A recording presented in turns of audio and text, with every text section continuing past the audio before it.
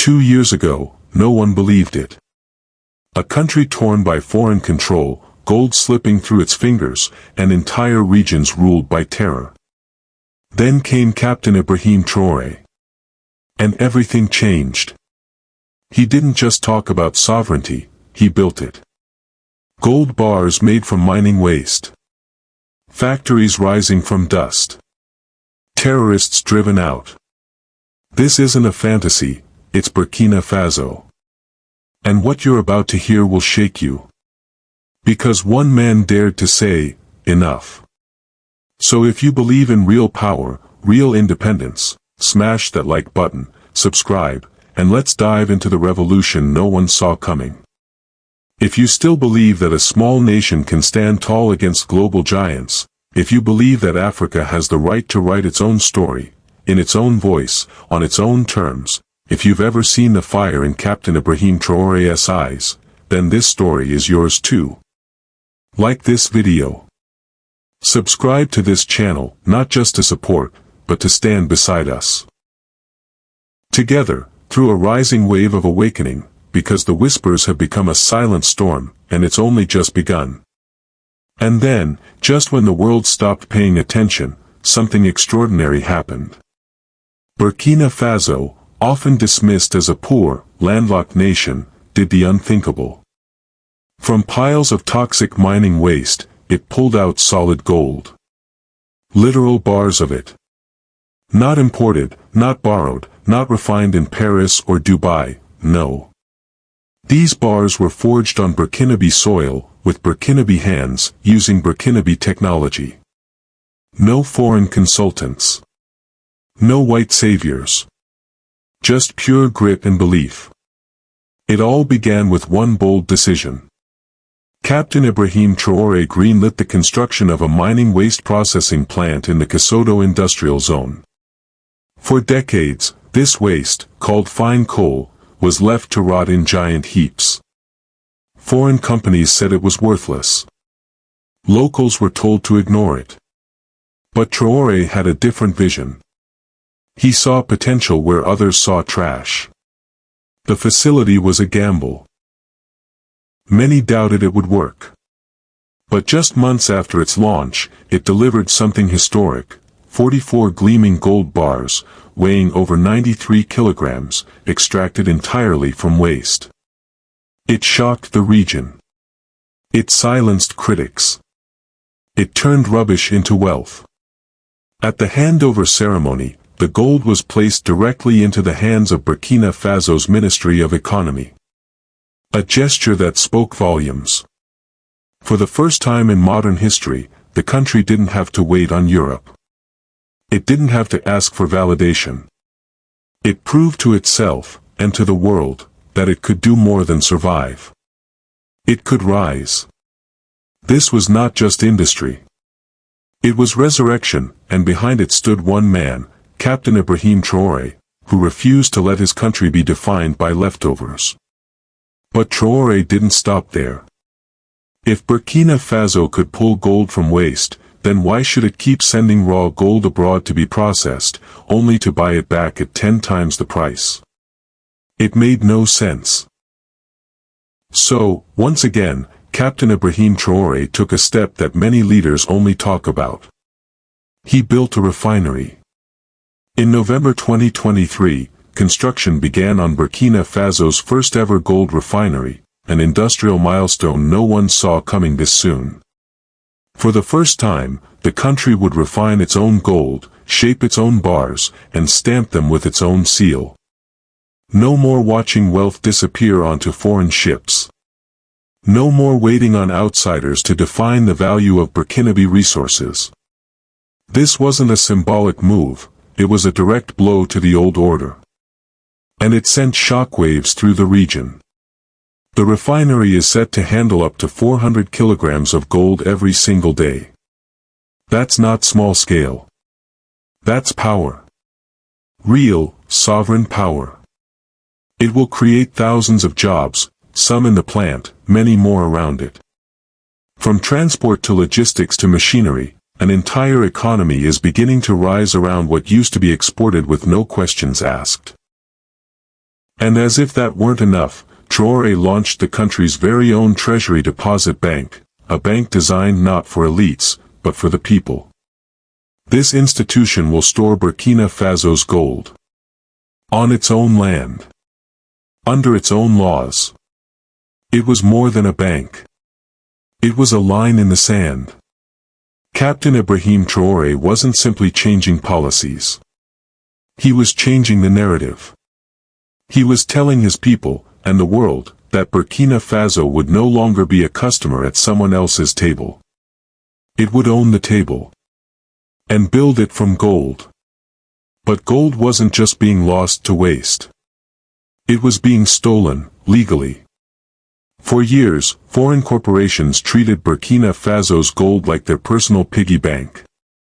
British, Canadian, Australian, Russian firms had their claws deep in the country's richest mines. They dug, shipped, sold, and left behind pennies.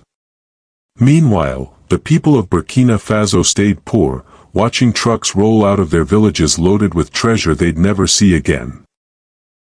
Captain Ibrahim Traoré saw this. He didn't flinch. He didn't negotiate. He acted.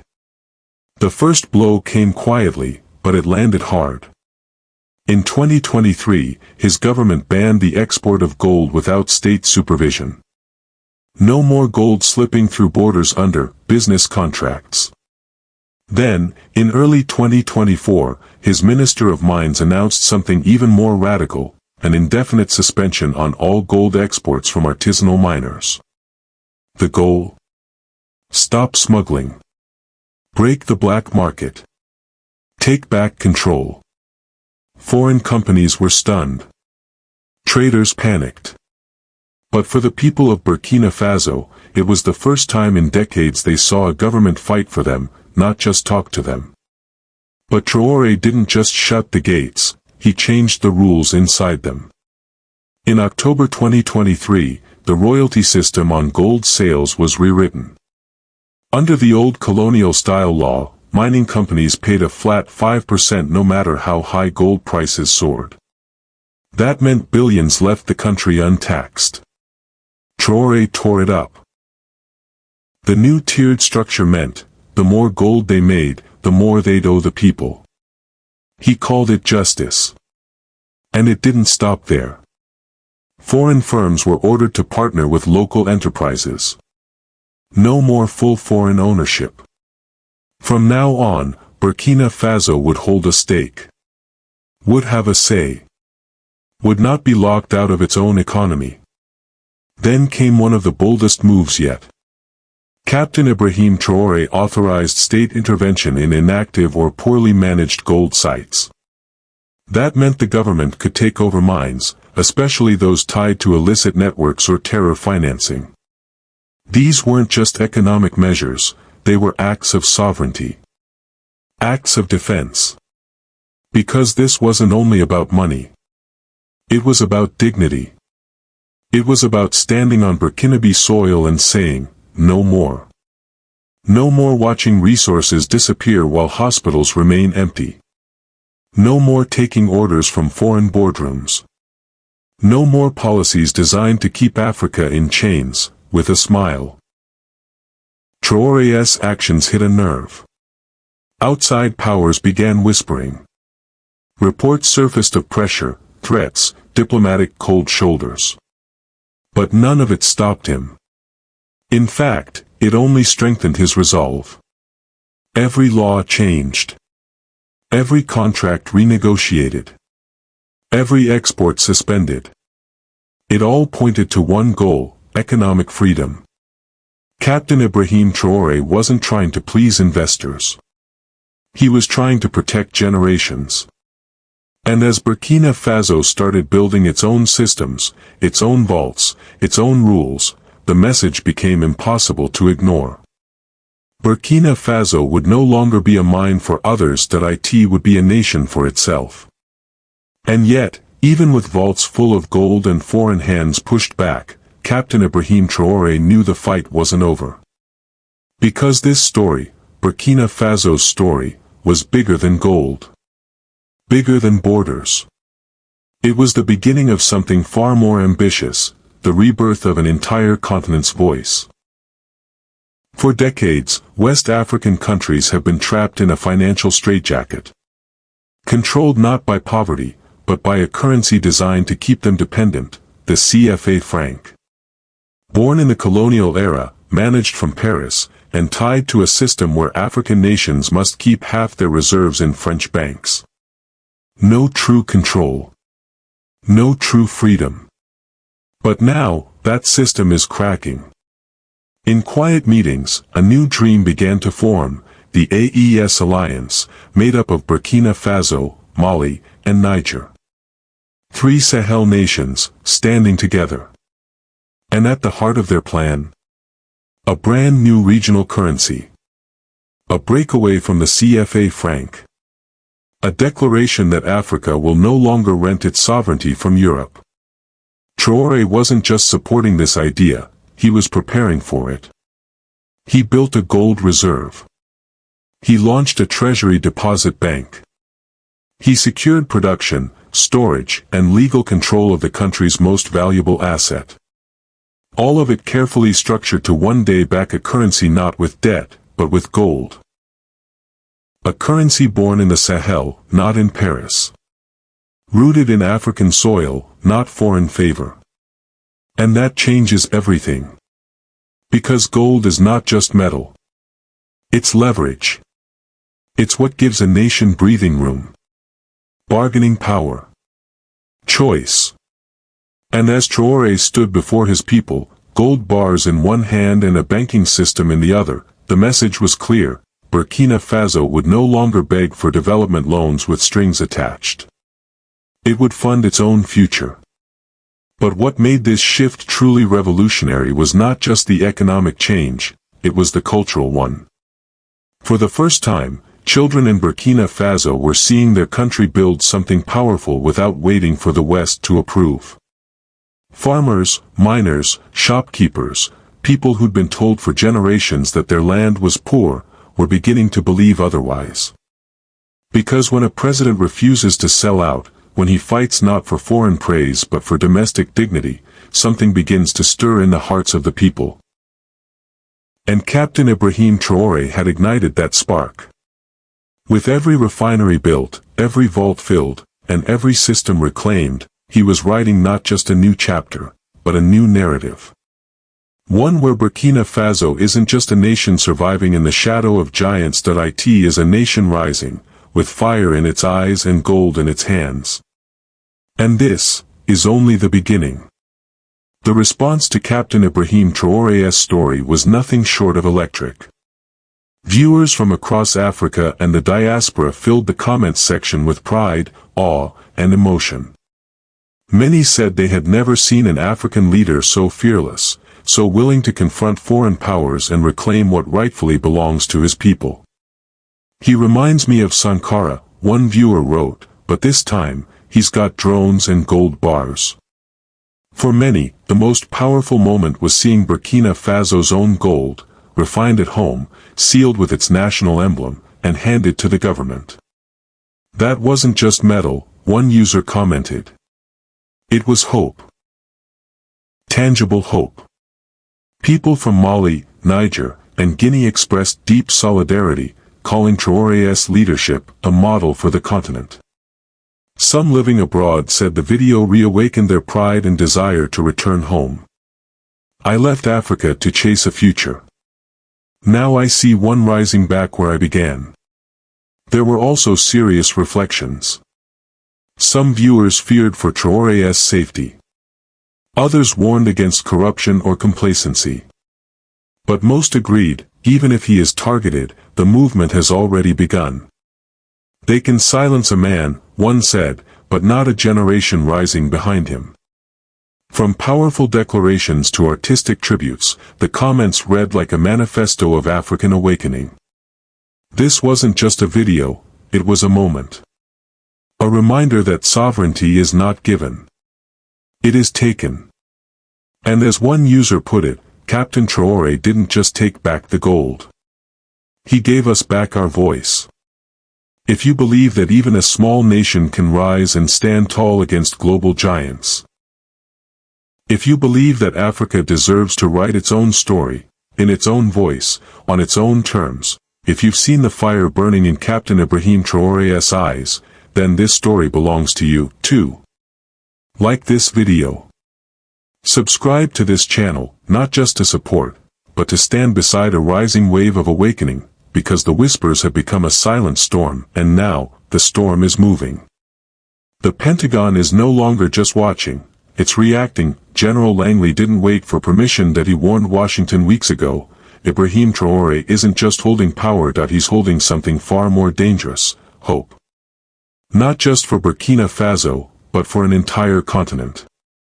The story of Captain Ibrahim Traoré and Burkina Faso is not simply a political account, it is a profound lesson in courage, vision, and the cost of true independence. It forces us to confront uncomfortable truths about global power, and reminds us that sovereignty is not a gift handed down from history. It is a battle, fought daily, often in silence, against overwhelming odds. For decades, Burkina Faso's wealth flowed outward while its people remained trapped in poverty. Its gold, ripped from the ground by foreign corporations, left in tons, refined elsewhere, and returned as luxury goods or foreign debt. Its currency was tied to a colonial structure that placed African reserves in European banks. And its mines, especially in the north, were slowly overtaken by terrorist groups who used the country's own resources to fuel fear. It was a nation surviving, but not deciding. Existing, but not owning. Captain Ibrahim Traoré challenged that reality. He recognized what too many ignored, that economic dependence is just another form of occupation. So he didn't just make speeches. He made moves. He launched waste recovery plants. He built gold refineries. He cut export loopholes. He declared that Burkinabe gold would stay in Burkinabe hands.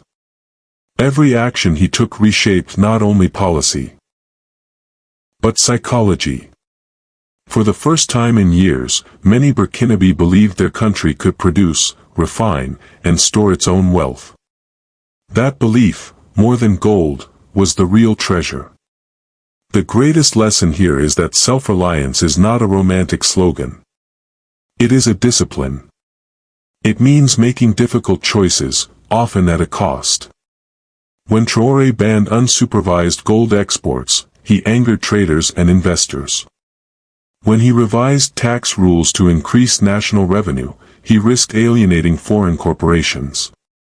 When he sent military forces into the Jibwa Greenstone Belt, he didn't just take on terrorists, he disrupted shadow economies long protected by silence. But leadership, real leadership, is not about appeasement. It's about confrontation, especially when justice is at stake. There's also a lesson here about innovation. Traoré could have followed the old path, pleading for aid, waiting on loans, repeating the dependency cycle. But instead, he believed in local solutions. The mining waste plant wasn't built in Europe. It was built in Burkina Faso, by Burkinabe mines. That moment, when trash turned to treasure, was more than symbolic. It proved that Africa has the talent, the will, and the right to solve its own problems. It broke a psychological ceiling. Another powerful truth lies in how Burkina Faso is redefining what power looks like. In the past, African countries were expected to export raw materials and import finished goods. But under Traoré, Burkina Faso is trying to reverse that flow. They are creating value at home. Processing gold locally. Storing it domestically. Using it to back potential regional currencies. This is a blueprint not just for Burkina Faso, but for any nation that wants to escape economic servitude. The resistance Traoré faces is no accident.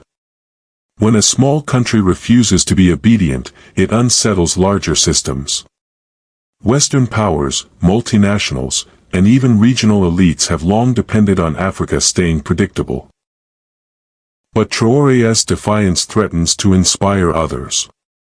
That's why his story is being watched, not just in Ouagadougou, but in Washington, Paris, and Pretoria.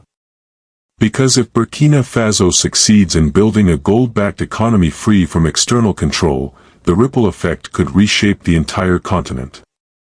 Yet the lesson here is not that Traoré is a savior. He is a symbol, a reminder that change begins when someone dares to act differently. His boldness matters not because it is perfect, but because it is rare. The lesson is not to copy his every step, but to understand his strategy, control your resources, build from within, and challenge systems that keep you weak. Finally, there is a lesson in hope. Captain Traoré has given many Africans something that years of diplomacy and development agendas have failed to deliver, a sense of possibility. A belief that even with limited tools, a nation can rise. That even when abandoned by traditional allies, a people can find strength in themselves.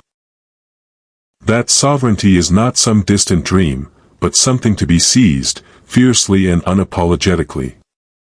In the end, the story of Burkina Faso is not just about gold. It is about dignity. About reclaiming narrative. About refusing to be defined by what was taken, but instead, by what is being built. It is a lesson for all of us, that power is not only in institutions. It is in belief. In the courage to say no. In the will to imagine something different. Because the moment a nation stops waiting to be saved, and starts saving itself, everything changes. And that's what Captain Ibrahim Traoré has done. He didn't wait, that he acted, and now, the world is watching. Many viewers were stunned by what they had just seen. For decades, Africa had been portrayed as a continent forever dependent on aid, forever stuck in the past.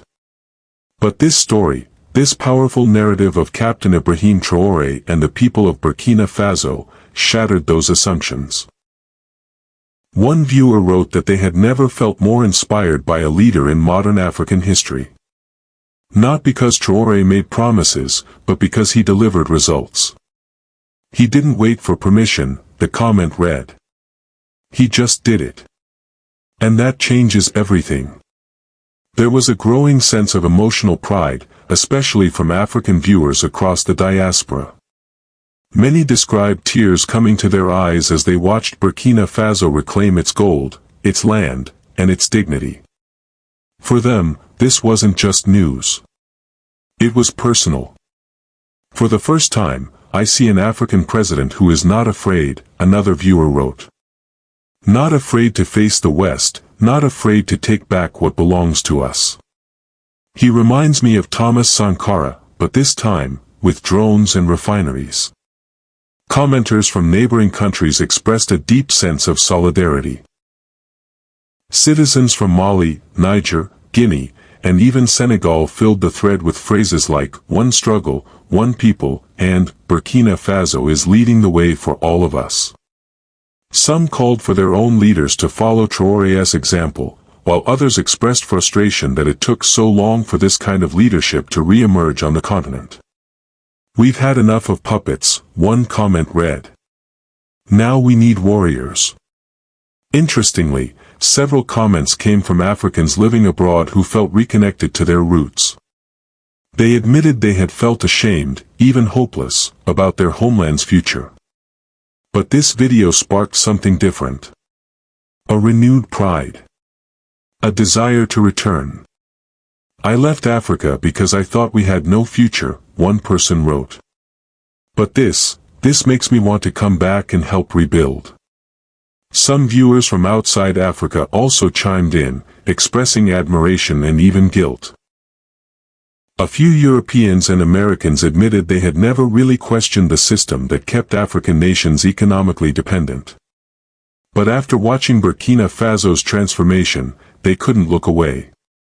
"This opened my eyes," one comment read.